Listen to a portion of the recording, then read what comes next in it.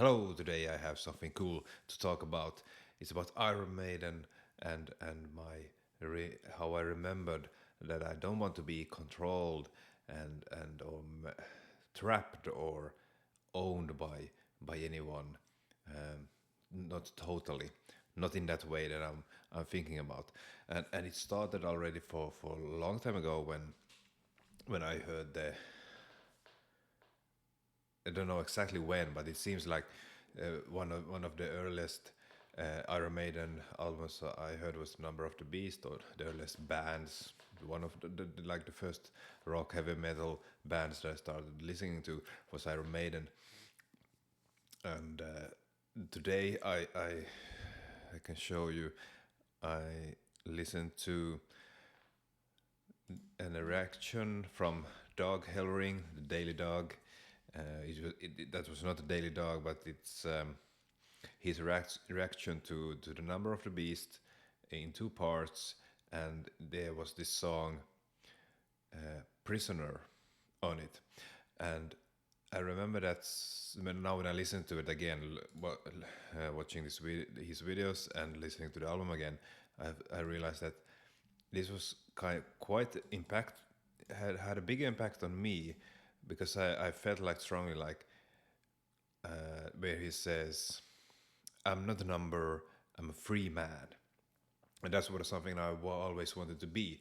I felt like I am owned by someone else, and I haven't really been able to to tell no to express that. I don't know how and where it comes from, but it's something I feel that I don't want to be owned, limited in what I do, and that has also been like a struggle for me.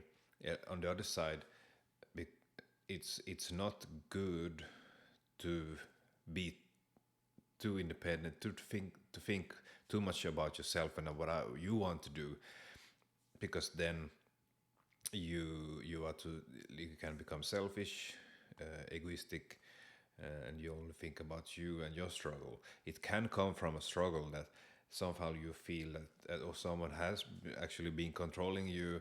In my case, like I believe from one of my parents' side, they were quite critical and wanted to control other people, and also from the other, like from both sides, but stronger from one of them. So it can come from there. It can come from some else, some other things in my childhood. But I don't know. Also as a person who I am, but it's something with the freedom. I'm drawn guilty. Yeah. So this is about it's some sort of criminal. I don't know exactly remember what it is about.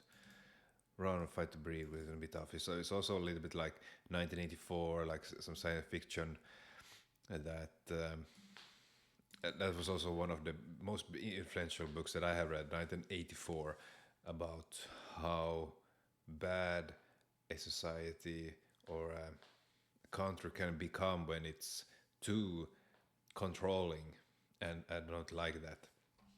I don't really like that. And who likes it? But it's like you are not even aware of what's happening. But sometimes it comes through like from the main character. He understands he's being controlled, but it somehow the natural force, his underlying will to be free and express himself freely, wins somehow, and that's in one way makes it impossible for other people to control the majority. It doesn't really work in the long run.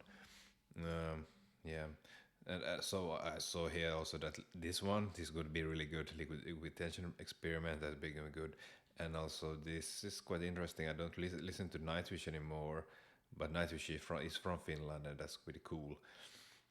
He has done like a 2 hour full album reaction, and funny that he talked about the Iron Maiden that he did live Undead live album. That's so long, so how could I do that? But here he has like 2 hours, so it's like of course he wants to make money out of this, and just know that the Iron Maiden fans will love him making a longer video about Live Undead, which is a longer live album. And perhaps less people will follow Nightwish, but yeah, looking at the amount of views, then quite interesting. But for me, like you see, I've seen the Iron Maiden and he also has a Patreon where you can pay for seeing more of his stuff.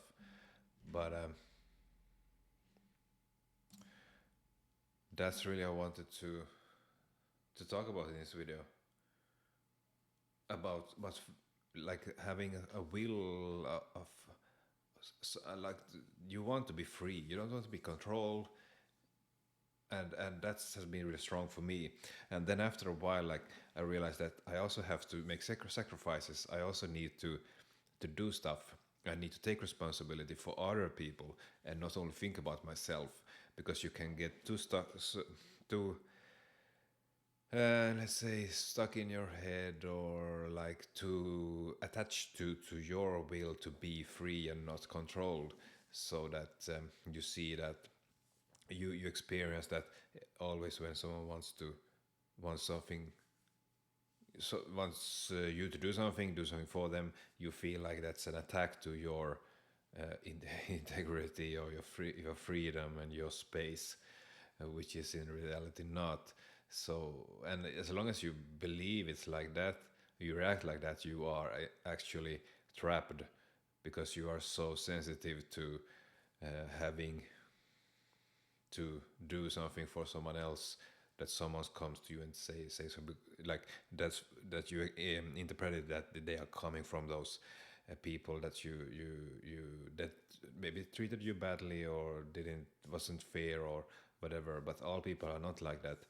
So that's what I have to learn, that because someone has treated you badly, or you interpreted it in a way which was bad for you, then you are really sensitive to similar situations, or like you get so sensitive, you turn up the sensitivity to quite really high, so that when people ask you for normal stuff, you react by no, this is not good, this is like the other people that I don't like to be treated this way, and therefore I'm not going to do it.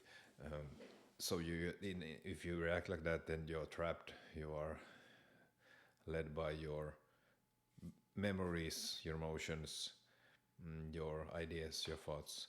Ooh.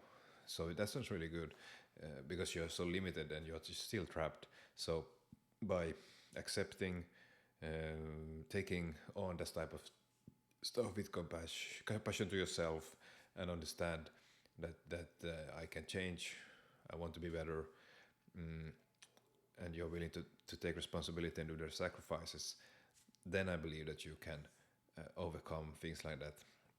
So, but from this, when I listened to the song by Iron Maiden, "Prisoner," it was a memory that came to my mind, that when I started listening to this type of music when I was 12, around 12, 13 years old, it one of the theme was really was this type of theme, that to be myself on my own, free, independent, and not controlled by other people. It was strong then to get away from that, but when also later on I realized that much of it was still in my head and my mind. I don't know if I was actually had experienced that or been treated like that, but it was in my mind, and that's the most important. It doesn't matter if it's real or not, like an actual event. What the matter is what's happening in your head, your mind, how you interpret situations, and because that's what you can change. You can take yourself out of the situation, but it's still going to be there. So yeah, that's it for this one.